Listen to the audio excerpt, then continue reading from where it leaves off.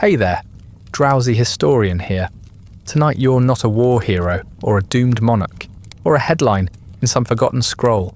You're something gentler, quieter, considerably dustier.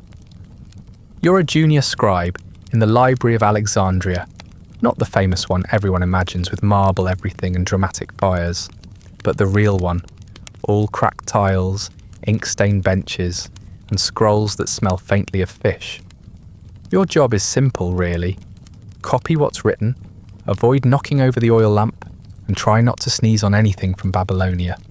So before you settle in with your blanket and whatever snack would absolutely not be allowed near ancient papyrus, leave a comment telling me where you're listening from and what time it is for you. I love seeing who's tuning in from around the world. And if you'd like early access to more sleepy deep dives into humanity's stranger corners, plus other perks like ad-free audio of these episodes, there's a link to the Patreon below. Now lie back and get comfortable. Let's begin. You wake before the sun does in that tender grey sliver of morning when the air still remembers the coolness of night. Your room is small, 4 walls of sun-baked clay, softened by time and salt air, but it's enough. A reed mat beneath you, a simple woven blanket still warm from your dreams, and a low shelf stacked with scrolls, folded tunics, and a clay lamp that always tilts slightly to the left, no matter how many times you try to level it. The walls are bare except for a dried garland of herbs, hung for scent and luck. It smells mostly of dust now, but in a comforting way, like a well-used page. Somewhere outside, a seagull complains. A moment later, a second seagull complains about the first. A cat answers them both with a single disdainful meow, then settles itself loudly in the alley. There's a soft splash of water as a neighbour ladles from a rooftop cistern, and the distant, rhythmic clop of a donkey cart beginning its slow journey toward the market. You breathe in through your nose, cool, briny, a little smoky, and stretch, wincing as your joints object. You're young but not unbent. Days of careful sitting will do that. Your sandals wait near the doorway, still carrying sand from yesterday's walk. You slide them on with practiced resignation. The left one always rubs a bit at the heel. You tell yourself you'll fix it, maybe tomorrow, maybe after market day. But the truth is you've grown fond of the small ache, like a punctuation mark at the start of your routine. There's a kind of ritual comfort in shoes that have memorized your steps.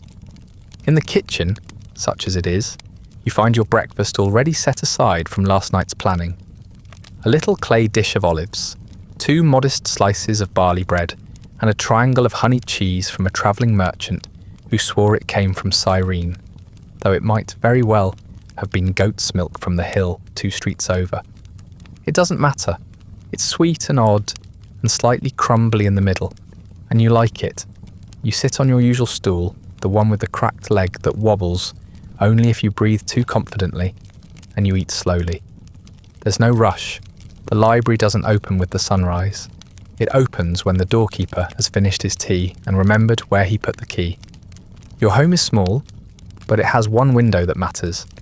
Not for the view, which mostly includes your neighbour's laundry and the occasional suspicious pigeon, but for the breeze. And this morning, the breeze is perfect. It flows in gently from the sea, smelling of salt and wet stone, of distant fish markets and faraway places. It carries the ghost of voices, layered over each other like transparent paint.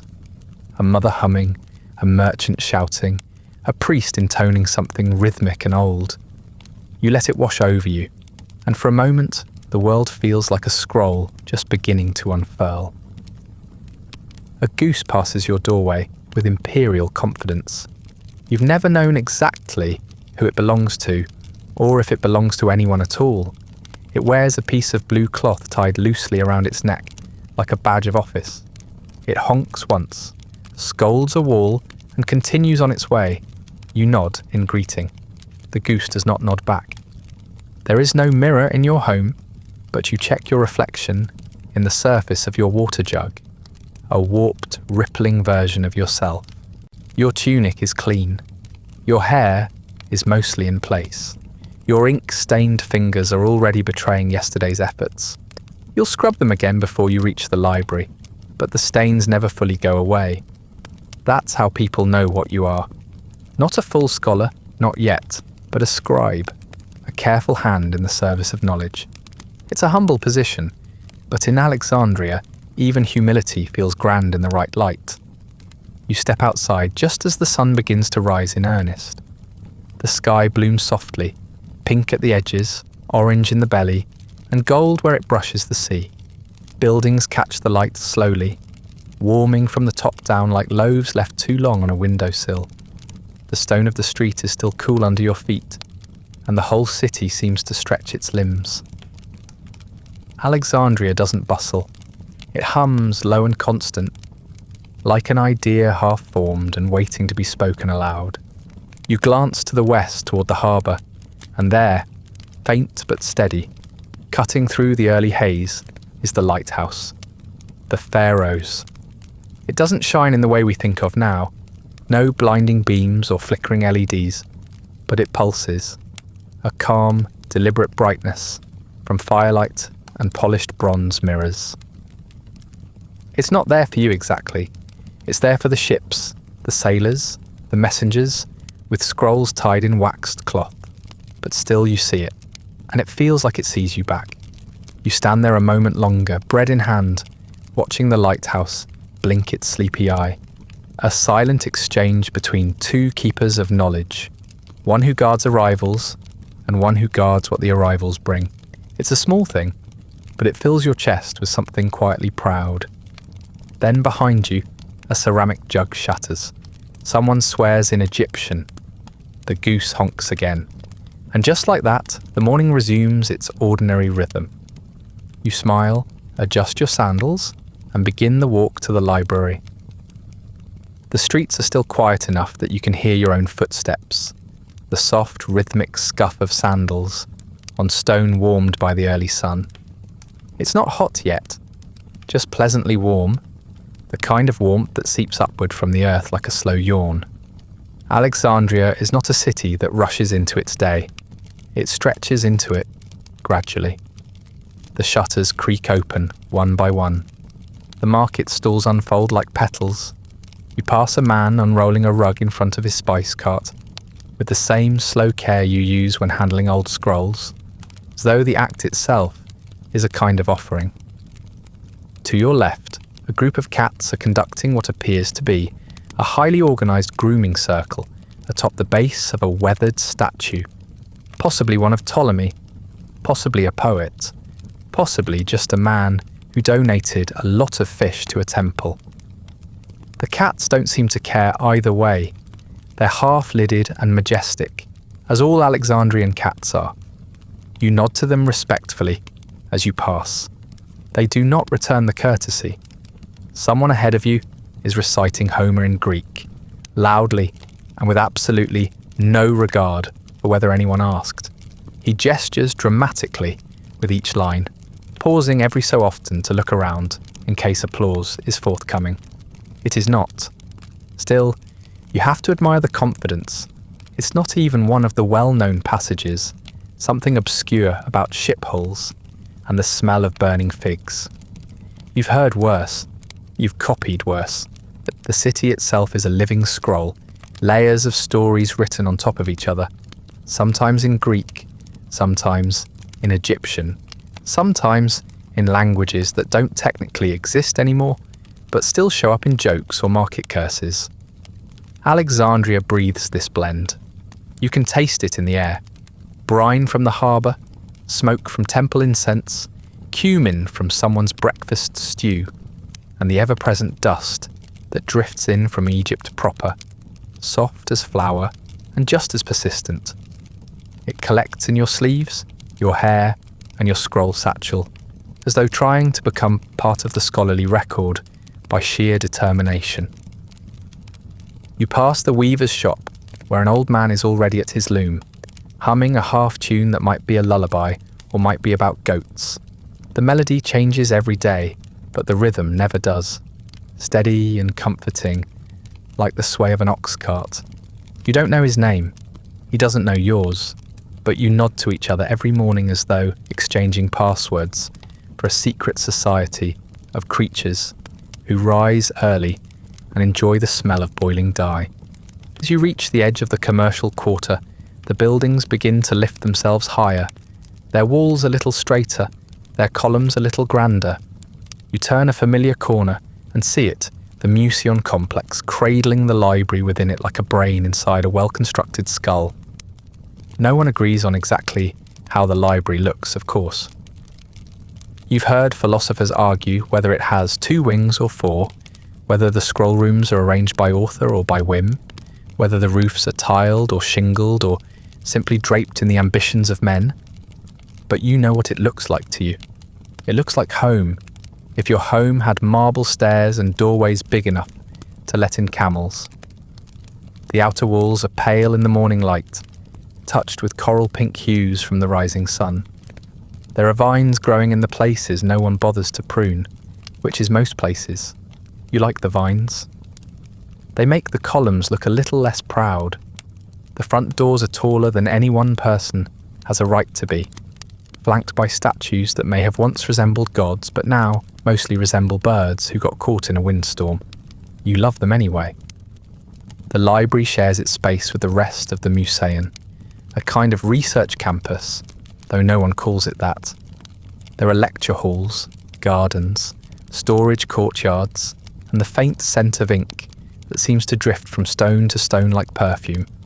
Some say the library holds 500,000 scrolls, others say fewer. Still others claim that number only counts the useful scrolls, and not the ones about sheep diseases or erotic poetry written in mathematical notation. You've read at least one scroll in each of those categories. You found both informative. Before you climb the final steps to the entrance, you pause. Not because you're tired, though the stairs always feel longer than they look, but because the breeze shifts. Just enough to carry something new. It slips through the air between buildings like a secret, curling softly around your face. You stop walking and you smell it. Cinnamon. Warm and sweet and just a little sharp, like a memory that hasn't quite faded yet. The bakery near the southern wall must be testing a new recipe. You don't even think about it. Your feet just change direction. The baker is already elbow deep in flour when you arrive, dusting loaves with something that might be nutmeg or might be crushed dreams. He glances up at you without stopping his work and gives you a small smile, the kind that lives mostly in the corners of the mouth. You walk like someone who reads too much, he says, not unkindly. Take a date. You look hungry in a philosophical way. You thank him, surprised as always, by how generous this city can be in small unearned moments. The date is soft, sun-warmed, and absurdly sweet. It sticks to your teeth and fills your mouth with sunshine. For a few seconds you forget what day it is. The library looms behind you now. Not menacing, just inevitable, like an idea whose time has arrived. You wipe your fingers on your tunic and resume your walk, date in hand, cinnamon on the breeze, the baker already humming something that could be a hymn or could be a shopping list. It doesn't matter. Either way, it's a song worth walking toward. By the time you reach the steps again, the city is fully awake. A donkey brays somewhere in the distance. Someone drops a crate of fish and swears creatively in 3 languages. The Homer reciter has moved on to Euripides. A child runs past you with a wooden toy that squeaks like it's being mildly interrogated. You take the steps slowly, not from hesitation, but from habit. Each footfall is a heartbeat, and the library waits above like a dream you keep returning to. You reach the doors and lay a hand on the stone. It's still cool from the night. The moment holds, then releases. You step inside. You push open the door with both hands, the wood cool and grainy beneath your fingers, and step into the library. Not the idea of the library, not the legend or the metaphor or the over-polished symbol, but the real one. The one you've seen every day for years, and still somehow it greets you like a whisper. Inside, the air is a little drier than outside. though still touched with the sea. It smells of ink and dust and dried reeds and something older, something that might be ambition or might just be the papyrus glue. It's hard to tell the difference these days. There's no silence here, not really. That's one of the first things you learned. It's a quiet place, yes, but not a silent one. Scrolls rustle faintly as they settle on their shelves. Sandals scuff across the stone floor in rhythms as unique as fingerprints. Someone coughs 2 rooms over. Someone else hums tunelessly while sorting geometry texts. You've even heard a sneeze that nearly dislodged a section on meteorology. The sound here isn't noise, it's texture, the hum of thought, the background music of a city's mind at work. The light is dimmer than outside, filtered through high windows with wooden shutters that are opened and closed according to a system no one has ever fully explained. Sometimes you suspect it's based on the migratory patterns of pigeons. Sunbeams fall in long slants across reading tables, illuminating motes of dust that float lazily, as if even they are browsing. Oil lamps are mounted on walls in case of clouds or forgetful birds, but most rooms prefer natural light when possible. It keeps the ink truer. You pass the entryway alcove, where a cheerful archivist named Callias is already elbow-deep in scrolls. He grins at you without pausing his work, which currently involves separating a bundle of astronomy notes from a treatise on seafood storage that somehow became bound together. He's muttering under his breath, something about moon phases and salted mackerel. You nod to him and keep walking, though you make a mental note to come back and ask about that combination. It's probably not important. It's probably deeply important. With scrolls, there's no in-between. The main chamber is broad and high-ceilinged, with a faint echo that encourages reverence but doesn't demand it. Shelves line the walls from floor to far above your head, divided by subject, and then by language. Medicine in Egyptian to your left, engineering in Greek to your right. Farther back, there's a whole alcove dedicated to texts in Sanskrit, and beside that, a shelf of papyri from Babylon that smells strongly of mildew and some kind of spice you haven't been able to place for months. You suspect cinnamon's lazier cousin. The classification system is an ever-changing miracle, originally set in place by the poet Callimachus, who is said to have had the organisational sensibilities of a divine librarian and the personality of a damp cushion. It's since been amended, updated, and occasionally ignored entirely. Some shelves follow subject, others follow geography. A few appear to follow the whims of whoever shelved them last. One section has been labelled Inexplicable Knowledge, Do Not Rearrange, and no one has dared touch it since. You find your usual spot in the East Wing, a long wooden table flanked by shelves containing agriculture, natural history, and matters of practical curiosity. You like that category. It holds everything from bird migration theories to ancient recipes for face powder made of crushed beetles and wine. You once found a scroll there that claimed bees could be taught philosophy if spoken to sternly and offered small rewards. You tried it. The bee was unimpressed. Your mentor, Demetrios, is already seated at the head of the table. He's old in the way philosophers are often old, not fragile, but gently weathered, like a scroll that's been unrolled one too many times. His beard is a patient mess, his robes are ink-stained in 5 colours, and his expression is one of quiet expectancy. He sees you, nods, then returns to his notes. That's his way of saying good morning. Later, he'll offer actual words and possibly a hard candy that tastes like chalk and mint. Nearby, a man you know only as the philosopher who talks to statues is deep in conversation with the marble likeness of Athena. He does this every 3rd day. You've never heard her reply, but he seems satisfied with the exchange. Sometimes he takes notes. The librarians allow it because, as one of them once whispered, at least he files things properly. A few steps behind you, a scribe drops a stylus with a muted curse.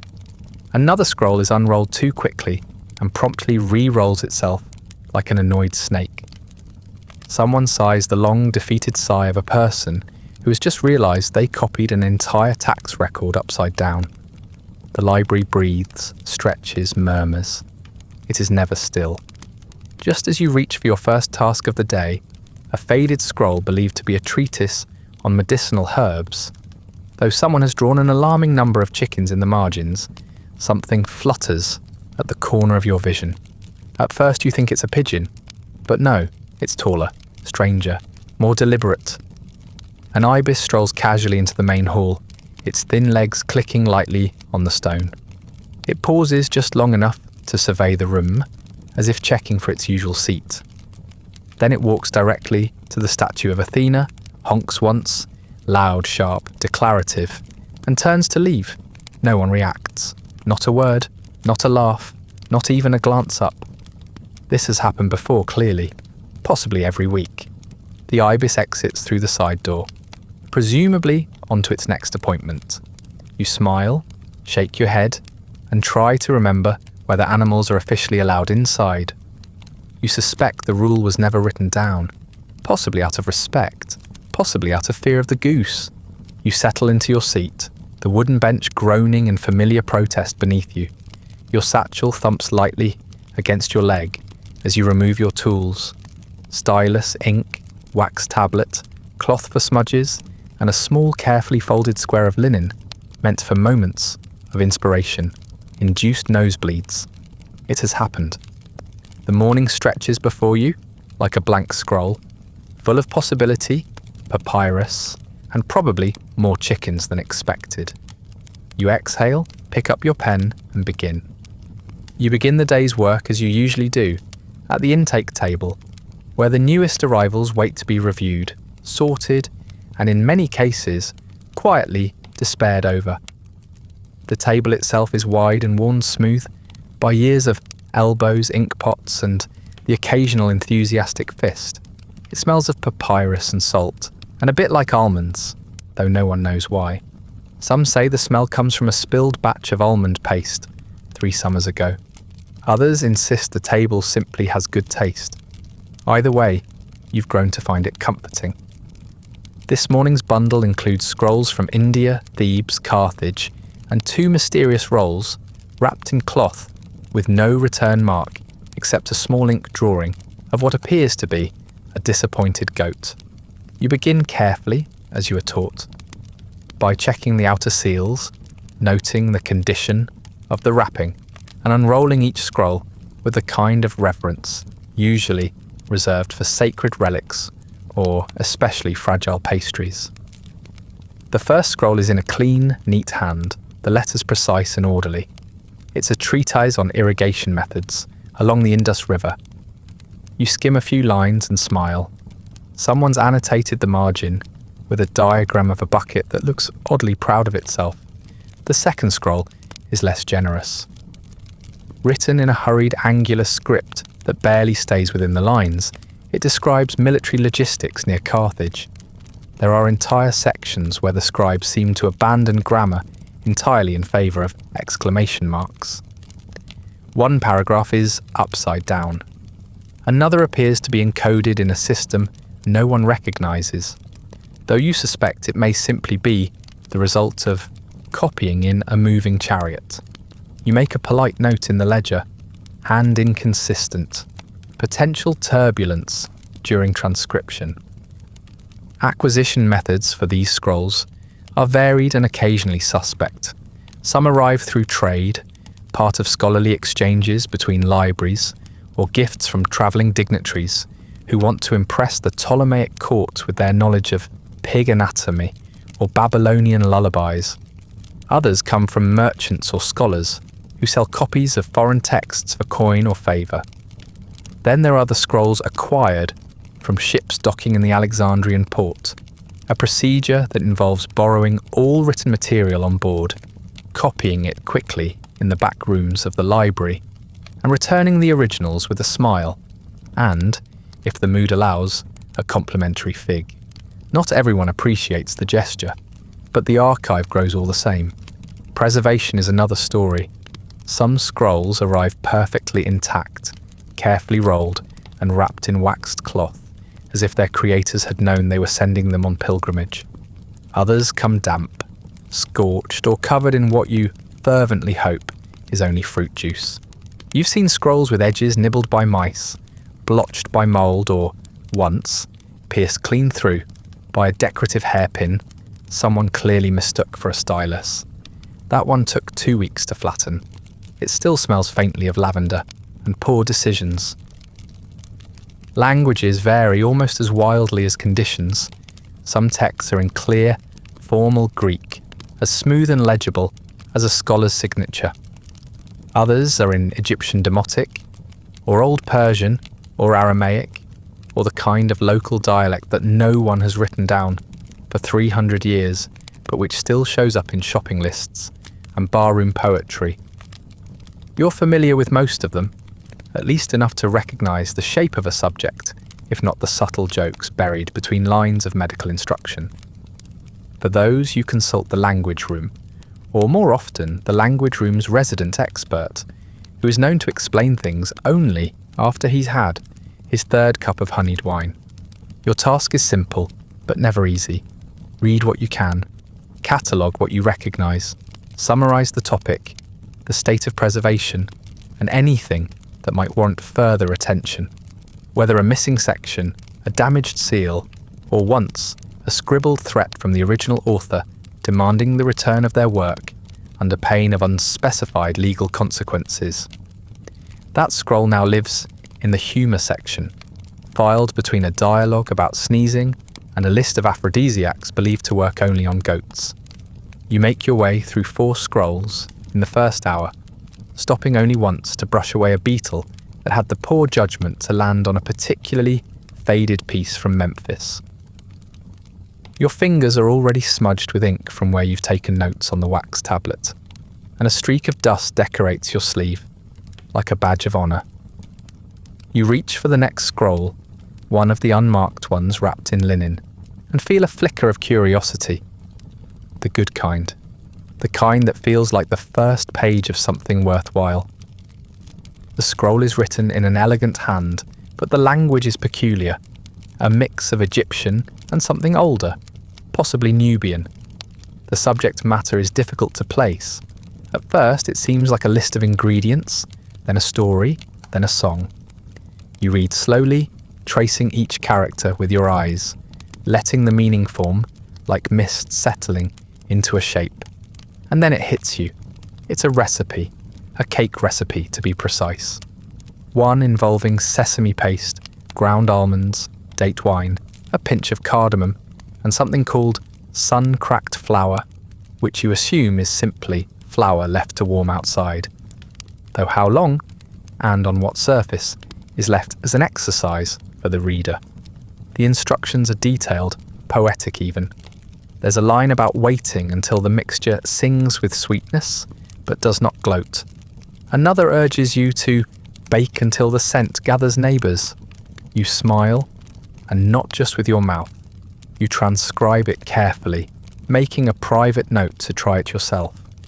Knowledge, after all, is not only meant to be stored, sometimes it's meant to be shared and eaten. You finish your morning work with a smudged nose, a stack of reviewed scrolls, and a small scribble of the cake recipe tucked into the side of your tablet. It may not change the world, but it might improve someone's afternoon. And really, in this place of ideas and dust and barely functional chairs, that feels like enough. You stretch your back, glance around the room, and begin collecting your tools. The day is only beginning, and there are still 100 voices waiting inside 100 scrolls, each with something to say. You just have to listen closely, and occasionally decode upside-down pastry instructions. The copyist's table is long and slightly bowed in the middle, worn smooth by generations of elbows and quiet ambition. You take your usual spot, second from the left, near the window that leaks sunlight in lazy streaks across the floor. The light there is good, soft enough not to glare, bright enough to read by, with just enough warmth to make the joints in your fingers feel less like hinges and more like flesh. A small breeze occasionally finds its way through the shutters, ruffling your notes and carrying in the distant scent of olive oil and lemon from a kitchen you'll never locate. Your tools are modest but well loved. A quill, carefully trimmed. A dish of lamp black ink that stains everything it touches, and then a few things it doesn't. A scrap of cloth for blotting, a bone knife for sharpening, and a piece of wax you fiddle with when your wrists start to ache. The papyrus in front of you is fresh, slightly yellowed at the edges, with that faint, fibrous scent that always makes you think of riverbanks and pressed reeds. It has been smoothed and cut and ruled for your hand. It waits. The work begins with breath. You find your rhythm not by rushing, but by settling. Shoulders back, spine upright, chin level. Your mentor says a straight posture invites a straight mind, though his own sits perpetually crooked like a thoughtful question mark. You touch quill to ink, then ink to page. Slowly, carefully, the letters begin to appear, each one a small act of devotion. Alpha, beta, a pause, sigma. The ink glides when you've found your pace, stutters when you've wandered. You adjust, you breathe again. Around you the room hums with quiet intent. Dozens of scribes at their own desks, hunched in mirror posture, each one dancing the slow, intricate waltz between ink and word. No one speaks. There's no need. A cough, a sigh, a soft clink as someone sets down a stylus too firmly. These are the only sounds, small and constant, like punctuation in a room full of paragraphs. Your scroll today is a copy of an older copy of a commentary on the works of Heraclitus.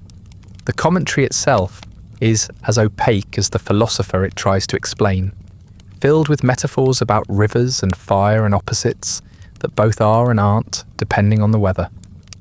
You've written 3 lines and already questioned the nature of knowledge twice. This is normal. Time passes in ways you don't always track. The sun moves across the floor. Your hand cramps and uncramps. The quill needs sharpening. You pause to do so, gently scraping the tip against the bone knife with the focus of a surgeon or a very precise cook. You blow away the shavings, redip the quill, and begin again. Alpha, beta, another pause, this one longer. Your nose itches. You try to ignore it. You fail. The smudge blooms before you notice it, a glossy, unintentional streak that crosses 3 letters and threatens to become 4. You sigh, not loudly, just enough to release the tension from your shoulders. You reach for the blotting cloth, dabbing at the ink with slow, practiced motions, knowing full well it's too late. The damage is done. You'll have to start that section over. Still, you pause to appreciate the shape of the blotch. It's not ugly. In fact, it's charming. To your left, one of the other scribes leans over. He's younger than you, slightly hunched from years of writing, and always seems to carry a faint smell of lavender and chalk. He peers at the ink blot, tilts his head, and grins. "It's a turtle," he whispers, as though delivering a revelation. "See? There's the shell, and those are the legs. And that little tail there, that's Archibald." You raise an eyebrow. "Archibald? All turtles are named Archibald. It's tradition." You chuckle softly and return your attention to the page. The other scribe pulls a bit of charcoal from his sleeve and with a quick flourish draws a scroll beside the turtle. "Archibald, scholar of the deep," he says with theatrical solemnity, then returns to his own desk. The scroll is ruined for practical purposes, of course, but you decide to keep it anyway. You set it aside, a small island of accidental joy in a sea of formal transcriptions. Tomorrow, perhaps, you'll copy it again. For now, Archibald can live here, dignified, smudged, and forever in possession of a scroll he'll never finish reading. Your back begins to ache by the 3rd hour. Not sharply, but persistently, like a cat kneading your spine with vague affection. You shift on the bench, stretch your fingers, roll your shoulders. The pain isn't new. It arrives around this time every day, as reliable as the sunbeam that hits your right foot sometime after noon. You consider standing. You do not stand. The page is nearly done. The ink begins to thicken. Too much air in the dish. You add a drop of water, stir gently with the back end of your quill, and watch as the mixture reawakens. The scent of lampblack rises, smoky, almost sweet, like burned figs and damp stone. You breathe it in, and it smells like purpose. Somewhere at the far end of the room, someone finishes a page and lets out a triumphant hum. Another scribe joins in, off-key. It's not a song, not really, but more of a shared note, the musical equivalent of nodding at each other across the silence. You find it oddly comforting. The papyrus resists your final line. The fibres are thicker here, rougher. You slow your hand, adjust the angle of the quill, and ease the letters into place. They settle in like old friends, crooked and content. You finish with a gentle flourish, set the quill down, and lean back. Not all the way. Your spine won't allow it, but just enough to sigh with satisfaction. The room remains busy, a quiet constellation of scribes orbiting their tasks.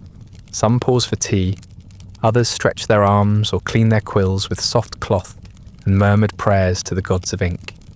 You glance at your blotched page again. Archibald stares back with blank but confident eyes. You give him a nod. He seems pleased. You tidy your space, returning your tools to their pouch, brushing stray bits of papyrus from your lap. Your fingers are blackened, your knees ache, and you'll likely have a cramp in your left shoulder by dusk. But for now, you feel good. Not glorious, not triumphant, just satisfied. You've done the work. You've copied the words. You've kept the thread of knowledge intact for one more day. And of course, you've immortalized a turtle. You make your way to the scroll room just after midday, when the light is at its most forgiving and the dust has finally settled into its usual places. This part of the library always feels slightly cooler, thanks to its thick stone walls and few narrow windows. The air smells like dry paper, old ink, and cedarwood oil, used liberally in the corners to discourage insects, with a taste for history. It's a scent you've come to associate with comfort, like the dry rustle of pages, or the sound of sandals brushing stone in quiet halls. The room itself is a kind of forest, not of trees, but of knowledge. Columns and shelves stretch high and wide, lined with cubbyholes for scrolls, stacked carefully in bundles, each bound with cord or ribbon and tagged with a thin slip of papyrus bearing some form of label. The labels are, in theory, straightforward. Subject, language, region, and author if known. In practice, they read more like puzzles. Miscellaneous knowledge on the nature of heat. Philosophical accounts of animals, dubious. Hygiene and its discontents. And your personal favourite, matters of unresolved shape. You've been assigned to maintain one particular corner, a modest but peculiar section, where natural philosophy, early mathematics, and seasonal customs are all loosely housed under the heading Astro-Natural Logics. You've tried to argue that this isn't a real category. Your mentor only shrugged and said, "Neither is time, but we still keep track of it." And so, you tend your section with quiet pride. You've adjusted the scrolls by size and topic, by dialect and damage level. You've even colour-coded the ties using threads of different dyes, a system that no one else has adopted but which, you're certain, will catch on eventually. Your first task is to check for moisture. Alexandria, lovely as it is, has an ocean's fondness for creeping humidity, and even the thickest walls can't entirely keep the air from settling where it shouldn't. You run your hand along the inner edges of the shelving, checking for dampness, lifting bundles gently to inspect the undersides. Most are fine. One has developed a soft patch, nothing alarming, but enough to warrant a brief sun drying later in the courtyard. You make a note of it on your wax tablet with a small symbol you invented to represent mildly offended papyrus. Next come the insects, or more accurately, signs of insects, the tiny frass trails and nibble marks that betray their presence. You find only one today, on a scroll about lunar tides that no one has opened in years. You remove it carefully, mark it for treatment with cedar and vinegar, and add a slightly judgmental comment to the log. Evidence of beetle interest. Revisit metaphors in lunar section. It's entirely unclear whether the beetle was drawn to the scroll's contents or simply found it comfortable, but either way, it now goes in the needs attention pile. The labelling system, despite its quirks, brings you genuine joy. There's something quietly satisfying about matching a scroll with its correct category, tucking it into the exact place it belongs, and watching the section become just a little more comprehensible. You update a few faded tags, replace one that had fallen off completely, and shuffle 2 scrolls whose contents turned out to be entirely miscategorized. One, a record of bird migration patterns, had somehow found its way into maritime lore. The other, a philosophical treatise on sleep and dreams, was hiding behind a dense volume on agricultural taxation. You suspect someone had a sense of humour. Just as you're straightening a bundle of astronomy texts, adjusting their ties to reflect your new thread code, for observational but speculative, something catches your eye. Behind the shelf, wedged in the narrow space between the astronomy cubby and the wall, is a scroll. It's old, the papyrus yellowed, the ribbon frayed, and completely unlabelled. You reach for it carefully, blowing a bit of dust off the top, and unroll it slowly on the sorting table nearby. What you find is unexpected. It's a love poem, or perhaps several, woven together. The verses are written in 3 languages: Greek, Egyptian Demotic, and a sprinkling of Punic. Each stanza translated or reimagined in the next, playing off one another like a conversation across cultures. The subject is simple: longing, foolishness, and the way someone's smile can ruin your ability to measure things accurately. The author uses metaphors involving baked bread, sailing knots, the behaviour of cats, and, in one memorable instance, the geometry of elbows. The jokes are surprisingly good, not just clever, genuinely funny, in the dry, observant way that makes you laugh softly through your nose. One line compares a lover's laugh to a chariot's wheel, with a squeak that improves the ride. Another insists that kisses should be portioned like olives, more than needed, but less than regretted. You copy a few lines onto your wax tablet, smiling to yourself, and glance around to see if anyone else has noticed your find. They haven't. The scroll had been lost to the wrong shelf for who knows how long, and now here it is, grinning up at you with all the charm of a well-worn secret. You consider where to file it. Poetry, certainly. But which category? Multilingual humour? Love? Observational? You decide to make a new tag. Bilingual affections, anonymous. You use a thread of green and gold, tie it carefully, and slip the scroll into its new home between a tragic romance and a philosophical dialogue on friendship. It seems pleased there. A pigeon startles you not long after, flapping out from somewhere above with the dignity of a startled scholar and landing on the shelf above your head. It looks down at you, coos once, and then proceeds to inspect a scroll titled Early Theories of Cloud Composition. You wait a few moments, give it a polite nod, and continue your work. You've long since given up asking how they get in. By the time you finish tidying your section, the room feels more itself, a little straighter, a little better understood. You sit for a moment at the edge of a bench, stretch your hands, and let your gaze drift over the rows of labels. They aren't perfect, but they're yours. You know where things are, even if no one else does. You know what thread means what, which cubby creaks, and which scroll has a faint ink heart doodled on the second page. In this little corner of ordered chaos, you are fluent. You leave the scroll room with cedar still clinging to your sleeves, and a line of poetry echoing pleasantly in your mind. Even the stars do not argue over who shines first. Midday arrives not with fanfare, but with the quiet shuffle of scrolls being put away and the soft groans of bodies unfolding from long periods of stillness. You stretch your arms overhead and feel the familiar series of cracks run down your spine, like someone walking across an old roof. It's a good sign. It means you've earned your lunch.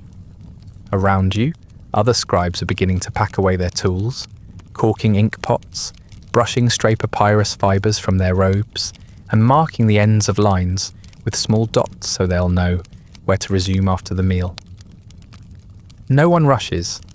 The library bends but does not break for hunger. Lunch is taken on the roof, not because it's especially luxurious, but because it's the only place with both a breeze and enough space to accommodate a dozen tired scribes, 2 philosophers with loud opinions, and the quiet scholar from the translation room, who eats every meal as if it's a religious ritual. The staircase to the roof is narrow and uneven, but you know it well, and you've long since learned to duck under the hanging vine that's claimed one section like a curtain.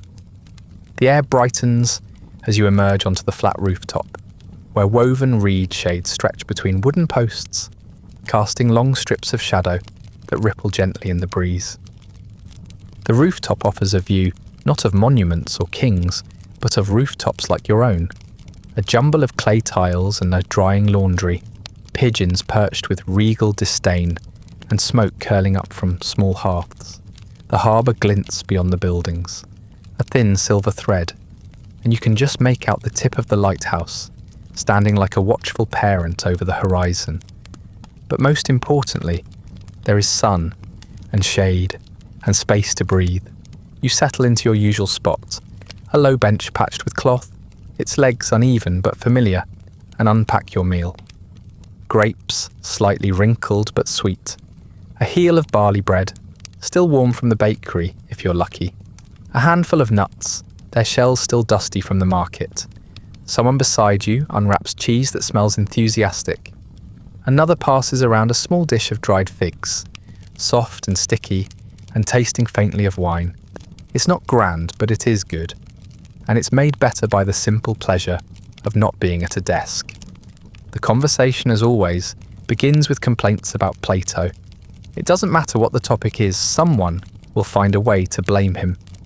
His views on poetry, on government, on the soul, they all take turns being the target of weary disdain. Today, it's his thoughts on art. One philosopher insists that Plato feared beauty because he never knew how to love it properly. Another argues that Plato's whole problem was shoes, that he never wore good ones, and it affected his thinking. No one quite knows what that means, but everyone nods as though they do. And then, inevitably, someone quotes Plato. A brief silence follows, and then the fig dish makes another round. You listen more than you speak. It's your nature. But the rooftop is full of small stories, and you've learned to collect them like coins. There's a scribe who's secretly writing a play about a talking lion that advises kings. A translator who's convinced that sneezing 3 times during a sentence makes it more truthful. A scroll cleaner who swears one of the bundles in the back room is haunted by the ghost of a very pedantic grammarian. There's affection in the teasing, though. The library's large, but the people who inhabit it form their own quiet village. Across from you, someone feeds crumbs to a bird perched on the low edge of the wall. The bird, a brown feathered thing with one oddly bent leg, has become something of a rooftop regular. No one knows where it comes from, but it appears most days around lunch and waits patiently for donations. It has been named several times by different people, Sage, Inkfoot, Theodorus, and answers to none of them. Today it receives a bit of cheese and responds by fluffing itself into a ball of judgment and delight. The breeze picks up, rustling the shade cloth above your head, and someone begins humming, a soft, half-remembered tune that might be a hymn or might just be a scale practiced out of order. It drifts across the group like incense, mixing with the clatter of nutshells and the sighs of scribes who know they'll be back at their benches soon. One scribe, tall and freckled, leans over to complain about the recent reorganisation of the astronomy section. They put lunar texts next to agricultural epics, he says with horror. as if tides and turnips are somehow related. You nod sympathetically, and don't mention the scroll you found last week, linking moon cycles to vegetable dreams. That debate can wait. Then quietly, the shy junior poet speaks up. He's new, only a few weeks into his appointment, and has mostly been seen in corners, copying quietly, and avoiding eye contact with philosophers. But today, he clears his throat and pulls a small wax tablet from his satchel. I wrote something, he says. It's short, probably bad, but may I? The group quiets, not out of condescension, but curiosity. The poet begins to read. The first line stumbles. The second finds its rhythm. By the third, you forget he was nervous at all. It's a poem about the sound of ink, about how it whispers differently, depending on the scroll, the scribe, the time of day. It compares lampblack to moonlight, and moonlight to memory, and somehow makes the entire room feel like it's holding its breath. When he finishes, no one claps. That would be too loud for this place. But there's a ripple of warmth across the group. Someone passes him a fig in quiet approval. Someone else mutters that Plato would have hated it, which is high praise. The poet blushes, looks down at his tablet, and smiles so softly you almost miss it. You finish your last grape and brush the crumbs from your lap. The rooftop begins to empty, slowly, as people return to their tasks, to scrolls, to ink, to the quiet conversations between past and present. You linger just a little longer, watching the bird hop along the edge, watching the poet tuck his wax tablet back into his bag with the care of someone who's just discovered that words can fly. Then you stand, stretch, and begin the descent back into the library, where the afternoon awaits, full of diagrams, footnotes, and the gentle promise that even the quietest voices might someday be heard. After lunch, the library becomes a slightly different place. Not louder exactly, but busier in a way that feels less like meditation and more like polite chaos.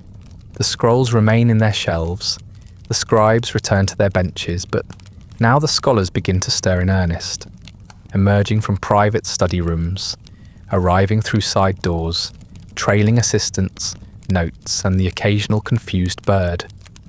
These are not always local minds. Many are travellers, wanderers, thinkers, drawn to Alexandria like bees to an orchard of ideas. They carry with them questions that don't have easy answers and theories that seem allergic to footnotes. Your first task of the afternoon is assisting with a lecture on astronomy. The scholar giving the talk is elderly, in the same way mountains are, tall, slow-moving, and entirely uninterested in changing his pace to suit his audience. He prefers to speak in metaphors, comparing planetary movement to choral music, dice games, and once, inexplicably, to a fish market. Your job is to fetch the appropriate scrolls, unfurl the correct star charts, and occasionally translate the muttered questions of foreign students who have never heard Saturn compared to a disapproving uncle. You're not sure if they're learning, but they are taking notes, which counts for something. The lecture takes place in one of the side courtyards, beneath a trellised canopy that casts dappled shade across the tiled floor. The scent of crushed thyme lingers from some earlier meeting. Perhaps a medical discussion, perhaps just someone's lunch. The seats are rough stone benches, arranged in an uneven semicircle, their wear patterns betraying centuries of curious elbows and patient listeners. A small bronze sundial ticks away the time in silent shadow behind the lecturer, though no one ever seems to look at it. After the lecture ends, or rather, trails off, as the astronomer becomes distracted by the shadow of a passing cloud, you are immediately enlisted by a travelling philosopher in need of assistance. He's from Cyrene, dressed in layers that suggest either great wisdom or poor temperature judgment, and is in search of a scroll on elephant behaviour. You don't ask why. You've learned that asking why in the library often results in long digressions, diagrams, and the sudden arrival of tea that no one remembers ordering. The scroll he needs is written in a mix of Phoenician and awkward Greek, filed, for reasons unknown, under Biology Quadrupeds Significant. You find it tucked behind a scroll on camel moods, and when you hand it over, the philosopher beams like a man who's just found a map to a buried truth. I believe, he says, stroking his beard, that elephants possess a unique relationship with the concept of dignity. You nod slowly and back away, just in case his theory involves live examples. Your role in these scholarly afternoons is somewhere between assistant, translator, and sympathetic bystander. You're trusted to fetch documents, clarify language, and explain diagrams that have lost their legends to time and mildew. Sometimes, this means decoding marginalia that consist entirely of tiny stick figures throwing spears at labelled circles. Other times, it means diplomatically informing a scholar that what they've been calling celestial harmonics is in fact a mislabeled recipe for pickled onions. Your ability to do this without causing offence is part of why you're regularly requested. You also keep track of which scholars should not be seated near each other. The one who talks to plants, a gentle woman from Rhodes with moss-stained sleeves and an impressive knowledge of fern vocabulary, should never be placed next to the man from Crete who insists plants are just decorative air filters. Their last encounter ended with a very public demonstration involving a fig tree and a heated poem. Some visitors are brilliant, some are baffling, many are both.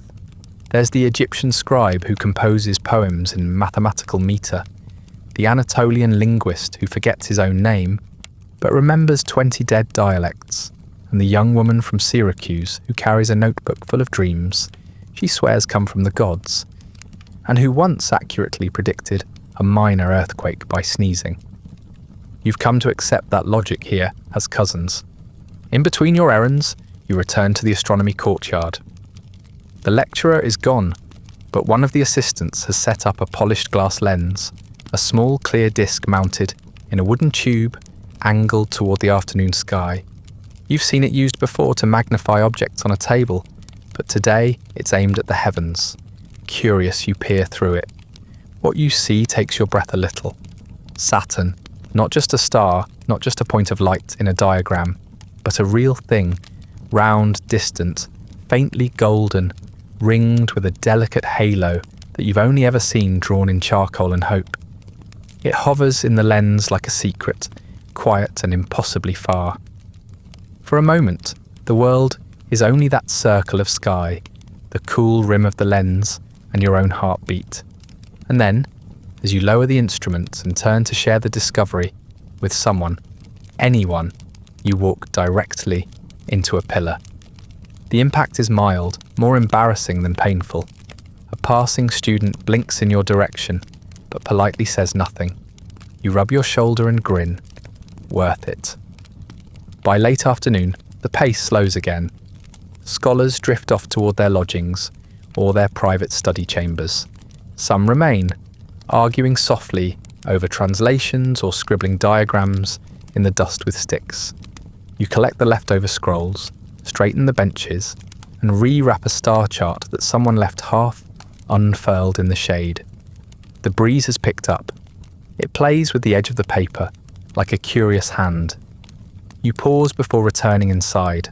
The sun is beginning its descent, bathing the library walls in honeyed light. Somewhere below, someone's playing a flute, badly, but with feeling. You smile, your shoulder still smarting from the pillar, and think about Saturn, about elephants, about scholars who talk to plants, and about how, in this place, none of that is strange. It's just afternoon. Not every day in the library is filled with scrolls of cosmic wisdom or debates on metaphysical fish. Some days, more than you'd expect, are made entirely of odd jobs, small repairs, and baffling errands that seem designed not by scholars, but by a committee of mildly distracted birds. Today is one of those days, and you begin it by counting scrolls about animals. This is not, as you quickly learn, a straightforward task. The project began with a request from the curator of natural histories, who wants to compile a comprehensive index of known zoological materials. This sounds reasonable until you realise that scrolls about animals are scattered across at least 7 categories, including, for reasons no one will admit to, a handful under Theology Unverified. You spend the better part of the morning pulling texts from their shelves, reading titles like On the Regretful Gazelle, Feather Arrangements in Ceremonial Birds, and Do Worms Know Fear? The answer in that last one appears to be possibly, but they're too polite to show it. You mark each scroll with a little wax seal to indicate it's been tallied, which would be efficient if not for the fact that 2 seals immediately fall off, 3 stick to your sleeve, and 1 ends up on the foot of a passing philosopher who now believes he's been cursed. He limps away muttering about metaphysical responsibility and something involving ducks. Midway through the count, you're called to assist with a cracked wax tablet. It belongs to a translator who dropped it during an argument about the proper tense for prophetic verbs. The crack has split 3 columns of text and a small doodle of what looks like a smug goat, though the translator insists it's a diagram of the soul. You borrow a bit of warmed beeswax and a polishing cloth, and with patient hands and gentle heat, you soften the surface and smooth the damage as best you can. The goat's soul survives intact. You return the tablet with a nod. The translator thanks you with a sigh and immediately begins arguing again, this time about subjunctives. After that, you're sent to update the ongoing incidents log, which is not, as you once assumed, a list of building repairs or weather events, but a daily record of minor absurdities and wildlife encounters. Today's entries include 2 spilled ink pots, 1 scroll misfiled under botany despite being clearly about tax law, and a loud interruption during a medical lecture caused by the familiar goose. The goose has, at this point, become an institution in its own right. No one is quite sure where it came from or why it insists on attending lectures, but it does. It wanders in, honks once, always just once, and leaves. Sometimes it sits for a while, inspecting the audience with a suspicious eye, before departing with a flap of its wings and an air of mild disappointment. You've been asked to start keeping track. Today marks its 5th interruption this week. The entry reads, Honking Incident Number 5, Medical Ethics Symposium. Subject, Fever Dreams and their moral implications. Goose entered during anecdotes involving leeches. Appeared unimpressed, no property damage. You finish the notes with a small drawing of a feather and a timestamp. It's important to stay thorough. While shelving a set of recently relabeled texts, you stumble across the lost and found box, a large ceramic jar marked simply with a faded symbol that might be an eye or a very surprised onion. Inside are all the usual suspects: cracked styluses, loose scroll ties, 2 unmatched sandals, both left feet, and a handful of pressed flowers someone's been using as bookmarks. You place the jar near the sorting table and post a small sign: claim what you've missed, or don't. The jar will wait. Among today's more baffling assignments is a request to review the category Miscellaneous Practical Advice, which has grown unwieldy due to a lack of clarity on what counts as practical. Current entries include how to estimate grain storage using shadows, on the merits of whispering to bees, and recipes for cold salves and other icy solutions, which appears to be equal parts medical advice and poetry about disappointment. You spend nearly an hour debating whether interpreting sneezes during important conversations belongs under health, etiquette, or possibly theatre. And then in the bottom of an unmarked cubby, behind a stack of philosophy drafts involving boats and eternity, you find something unexpected. A scroll, tightly rolled and sealed with a wax mark you don't recognise. You unroll it carefully and discover not a treatise or a record, but a to-do list, written entirely in verse. It begins, remember figs and mend the robe, return the lamp to Cleon's abode. Don't forget the owl scroll's loan, and speak to Nico, not by tone. The handwriting is uneven, and the rhymes get worse as the list continues. Repair the stairs, again. No joke. Buy more ink, or milk of oak. Find the sandal left not right. Apologise to goat tonight. You read the whole thing, hunched behind the shelf, your hand covering your mouth until the laughter spills out anyway. It's not the quality of the poetry, which is dreadful, but the sincerity, the effort, the fact that someone, at some point in history, decided the best way to remember their chores was to immortalise them in rhyme. You laugh until your stomach aches, until your face is warm and your eyes are damp. When you finally compose yourself, you tuck the scroll gently back into its cubby, labelling it to do verse. Author, unknown but well-meaning. By late afternoon, the errand's slow. The wax has cooled. The scrolls are counted. The goose is last seen wandering toward the kitchen garden with what appears to be a grudge. You sit for a while by the window, watching dust motes swirl in the fading light, and think about all the quiet absurdity that holds this place together. The tiny mistakes, the lost sandals, the badly rhymed reminders that somehow still echo through the shelves. In the library of Alexandria, it's not always about greatness or grandeur. Sometimes it's about turtles and goats and scrolls that just want to be read. And sometimes, if you're lucky, it's about laughing behind a shelf over something no one else will ever find quite as funny. The sun begins its slow descent, casting the library in long shadows and warm amber light. The air cools just enough to lift the hair at the back of your neck, touched by sea breeze and the faintest scent of saffron from a vendor's cart somewhere down the hill. You could go home now, many do, but you linger, not out of duty, but something softer. The kind of stillness earned after a full day, when your body aches just the right amount and the world asks nothing more from you than to sit, breathe, and maybe think about nothing at all. You settle onto the worn stone bench in the stoa, the covered colonnade that wraps around the eastern wing of the library. It's your favourite place to end the day. The bench is slightly uneven, which means no one else ever fights you for it. And it offers a view through the tall columns down toward the harbour, a patchwork of rooftops, ship masts, and pink-tinged sky that looks like it was painted by someone who didn't quite trust outlines. You sit with your back against the cool wall, a scroll in your lap, though you're not really reading it. You let your fingers rest lightly on the papyrus while the world around you begins its slow transformation into night. There's a hush here that isn't silence. It's made up of soft things. The rustle of someone sweeping the steps below. The creak of wooden beams as they settle into their evening posture. The rhythmic clink of pottery being packed up in a stall 2 streets over.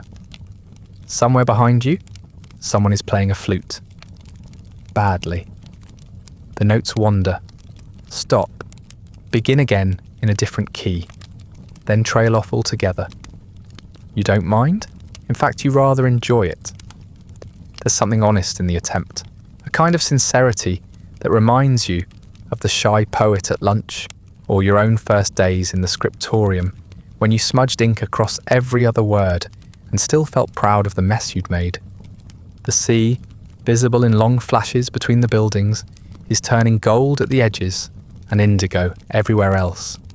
Gulls wheel lazily in the sky, now reduced to silhouettes.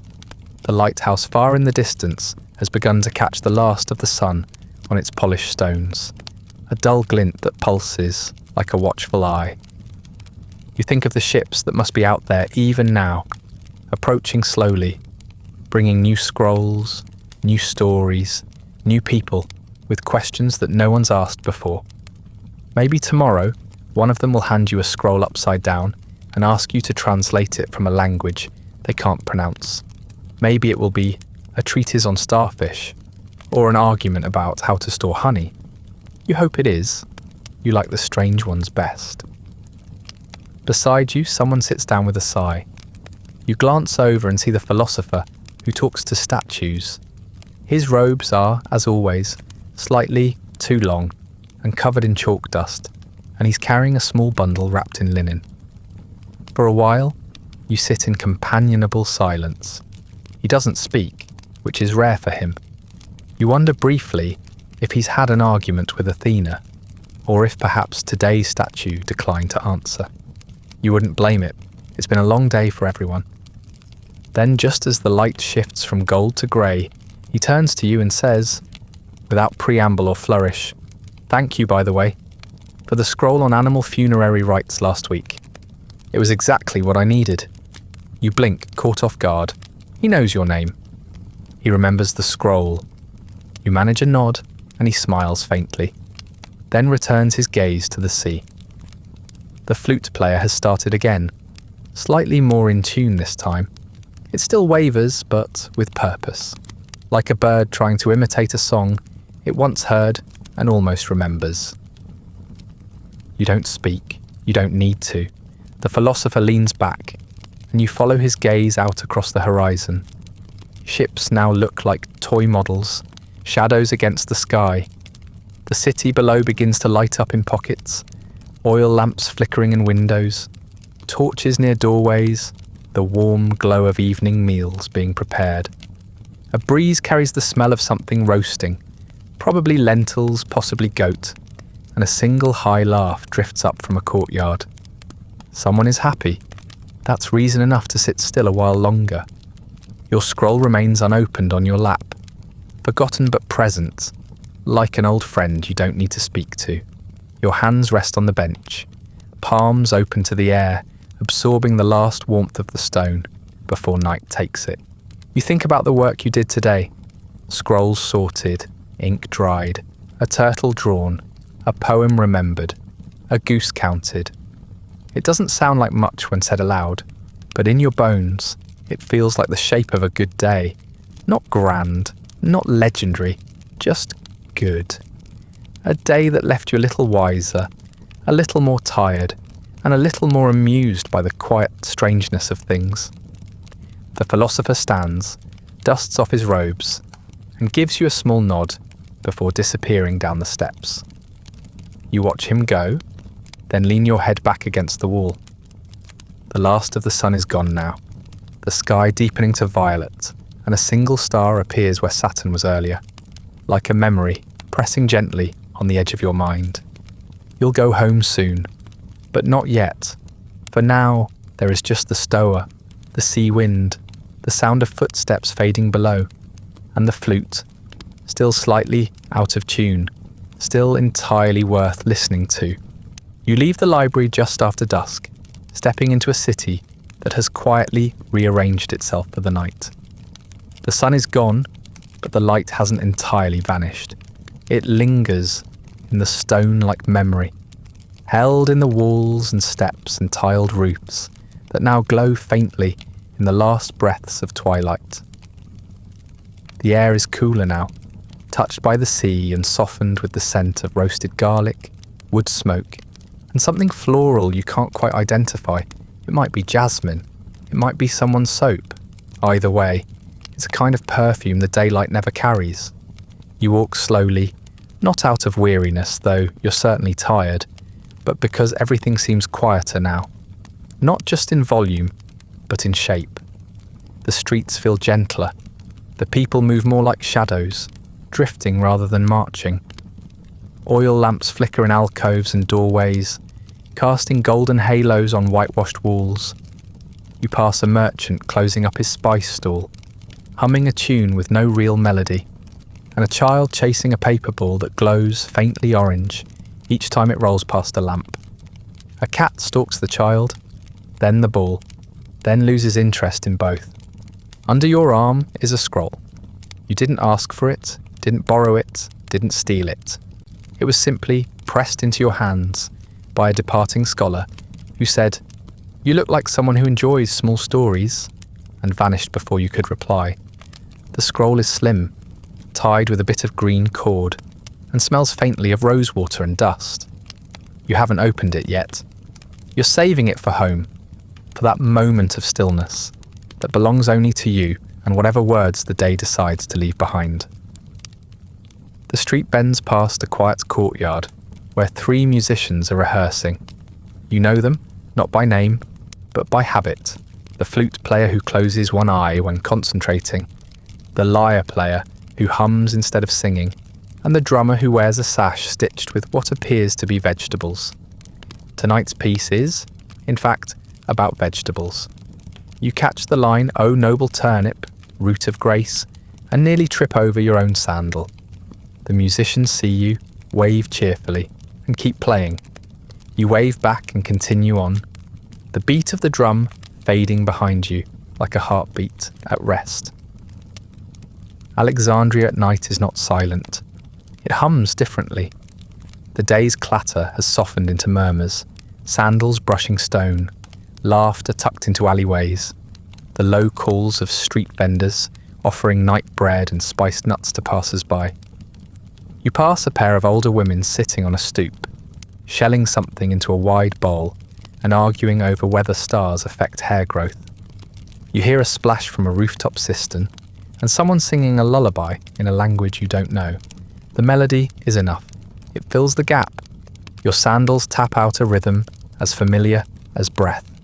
The route home is always the same, past the crooked fig tree that drops fruit with unearned aggression, down the lane where someone once painted the walls with poetry in green ink, and then left it for time and dust to translate. You like that wall.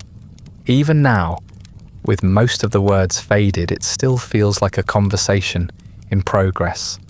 When you reach your doorway, the city is properly dark. Not pitch black, but wrapped in the gentle dimness of shared light. The moon is up, not full, but bold enough to spill silver across the street and onto your doorstep. You pause there for a moment, letting the evening breathe around you. From somewhere nearby comes the sound of sweeping and the faint clatter of a cup being set down too hard. You sit. Your stool creaks a little under you, familiar and grumpy. A neighbourhood cat, not yours, but often convinced otherwise, slinks out from under a basket and hops onto your lap without asking. It's warm and heavier than you remember. You shift slightly to accommodate it. The cat settles into a firm loaf shape and begins purring like a scroll being rolled too tightly. You untie the scroll's green cord, careful not to drop it in the cat's fur, and unroll the parchment until the first line comes into view. It's a comedy. You can tell immediately by the tone, brisk, conspiratorial, and just slightly ridiculous. The story begins with a merchant who falls in love with his own echo, and by the second paragraph, you're already smiling. It's well written, but delightfully strange, full of minor misunderstandings, mistaken identities, and at least one donkey who might be a metaphor. As the story unfolds, the cat shifts its weight with an aggrieved huff. You read a line that compares a romantic failure to watering an olive tree with regret, and you snort aloud. The cat looks up at you with unblinking judgment. You apologise. It blinks once, then settles back down, with the resigned sigh of someone who has seen too much and still expects dinner. You read until the end, the moon your only lantern, the cat your only audience. The final joke lands with a soft thump, and you chuckle under your breath. The story isn't profound or even terribly original, but it's honest in its silliness, and it reminds you that even the oldest libraries need a bit of nonsense in their stacks. You roll the scroll back up, careful to smooth the edges, and retie it with the green cord. It deserves to be returned eventually, but not yet. For now, it will live on your shelf, next to Archibald the Ink Turtle and the poetry to-do list. You stretch your legs, coax the cat to the ground, and step inside. Behind you, the street hums on, soft, content, illuminated by starlight and the occasional crooked lamp. The world is quieter now, and you carry its quiet with you, folded in the corners of your thoughts, like an extra blanket. Tomorrow will come with its own scrolls, its own oddities and lectures and geese. But for now, the night is yours. Your room is quiet when you return, in that gentle way only familiar rooms can be, not silent, but restful, filled with the soft presence of things that know their place. The door closes behind you, with a small wooden click, and the night hums beyond the window, a low chorus of sea wind, shifting rooftops, and distant laughter too far away to make out the joke. You light a single lamp and set it on the floor near your bed, its flicker bouncing gently across the walls.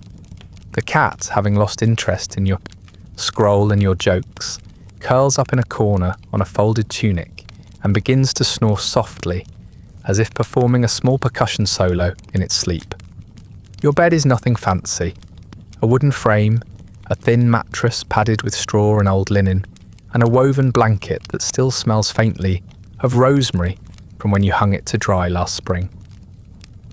It creaks a little as you sit down, not in protest but in recognition. This is the creak that says, "Ah, you again," and you smile as you stretch out, pulling the blanket over your legs and shifting until your shoulders find the dip they've made over the months. Above your head, tucked into a small shelf built into the wall, are a few scrolls of your own, copies you've made, notes you've kept, a few pages of unstructured thoughts you never quite found the right title for. You like having them close. They're not brilliant, but they're yours. The smell of ink still clings faintly to your fingers, and you don't mind. Ink and sea salt, a little wax, maybe some lavender from the archivist's hands when they passed you that page on animal rituals earlier. The day has left its trace on you in smudges and dust and small specific aches, the kind that remind you of exactly what you've done and that it mattered in ways no one else may see. You let your eyes drift toward the ceiling, which holds no stars but allows the breeze to whisper through its beams as if reciting forgotten poems to the night. You breathe in, slow and deep. Your body settles the way a scroll does when you let it lie, undisturbed, softly, naturally, without effort. There's nothing left to remember and nothing left to prepare. The library can wait. The scrolls will still be there in the morning, and if they're not, then someone will find them eventually. Under a bench, behind the astronomy shelf, tucked beneath a statue's foot. You've seen it happen. Outside your window, the wind shifts slightly. It carries with it a new note. Not sharp, not urgent, but round and low and resonant. A temple bell. Far away, but steady. Like someone exhaling after a long day. It rings once, then again.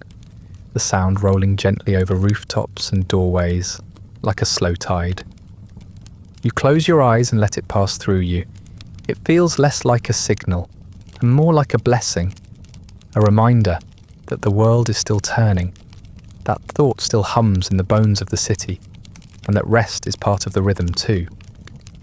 You think of the day behind you, not as a story with a beginning or end, but as a string of quiet moments loosely tied together. A turtle-shaped ink blot, a scroll misfiled with camels, a bad poem about root vegetables, a philosopher who knew your name. These things drift through your mind like lanterns on slow water. You don't try to hold on to them. You simply let them float. Somewhere in the city, someone is still playing that flute. Slower now, softer, like the instrument itself is falling asleep. The notes wander. One stumbles, another sighs. The cat purrs louder in response, then rolls over and mumbles something unintelligible in its sleep. You don't laugh. You just smile and turn onto your side, curling beneath the blanket, the scrolls above you rustling ever so slightly with the breeze.